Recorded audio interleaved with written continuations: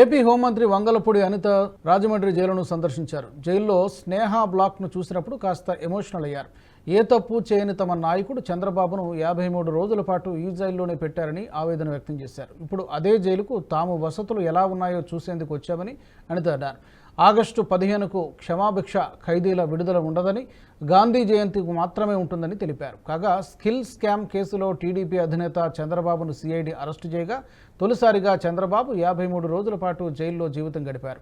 అనంతరం అనారోగ్య కారణాలతో ఆయన జైలు నుంచి విడుదలయ్యారు. భద్రత కల్పించే దిశలో మేము ముందుకెళ్తామండి. అదేవిధంగా వాళ్ళ ఈఎల్స్ గురించి అన్ని కష్టాల గురించి చెప్పారు. కంపల్సరీగా ఈ గవర్నమెంట్ ఏదైతే ఉందో ఈ గవర్నమెంట్ అన్ని పోలీస్ శాఖ విషయంలో జైలు సిబ్బంది కానీ ఫైర్ సిబ్బంది కానీ వీళ్ళందరికీ కూడా ఫెసిలిటీస్ కల్పించి వాళ్ళతో పనిచేయాలనే దృక్పథంతోనే గవర్నమెంట్ కూడా ఉంది. ఇందులో విషయం ఏంటంటే నిజంగా నేను లోపలికి వెళ్ళేసరికి వన్ ఆఫ్ ద మూమెంట్లో కొంచెం ఎమోషనల్ కూడా అయ్యా. ఎక్కడికి వెళ్ళి అయ్యానంటే స్వప్న బ్లాక్, స్నేహ బ్లాక్, అది కూడా ఒకసారిగా కొంచెం ఇబ్బంది పడే పరిస్థితి వచ్చింది. స్నేహ బ్లాక్ దగ్గరికి వెళ్ళేసరికి లోపలికి వెళ్ళి చూసాము, ఆ ఫెసిలిటీస్ అన్నీ అక్కడ అన్నీ చూసాం. కాకపోతే 53 రోజులు మా నాయకుడు ఏ నేరము చేయకుండా 53 రోజులు ఆ స్నేహ బ్లాక్లో ఉండడం అన్నది నిజంగా ఆ సిచ్యువేషన్ చూసేసరికి నిజంగా మేమందరం కూడా చాలా ఎమోషనల్గా ఫీల్ అవ్వాల్సిన పరిస్థితి వచ్చింది. బట్ అదే అంటారు కదా, రోజులు అన్నీ ఒకలా ఉండవు. ఈరోజు అదే బ్లాక్కి మేము కూడా విజిటర్స్ కింద వెళ్ళాం.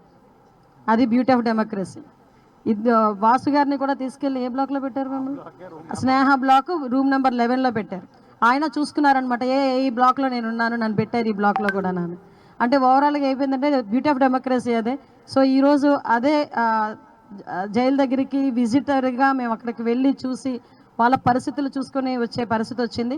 కానీ ఒకటే చెప్తాను, రాజకీయాల తర్వాత ఉన్నైనా మాట్లాడుకోవచ్చు, కానీ ఏ రోజు కూడా తప్పు చేయని వాడు అన్నది వాడు ఎవరు కూడా అందులోకి వెళ్ళారు. ఈ వీడియో మీకు నచ్చినట్టయితే లైక్ చేయండి, 10 మందికి షేర్ చేయండి. అలాగే కామెంట్ల రూపంలో మీ అభిప్రాయాలను మాతో పంచుకోండి. Nationalist hub group of channels ను సబ్స్క్రైబ్ చేసుకుని తెలుగునాట జాతీయవాద జర్నలిజాన్ని ప్రోత్సహించండి. ఈ వీడియో కింద ఉన్న బెల్ ఐకాన్ పై క్లిక్ చేయడం మర్చిపోవద్దు.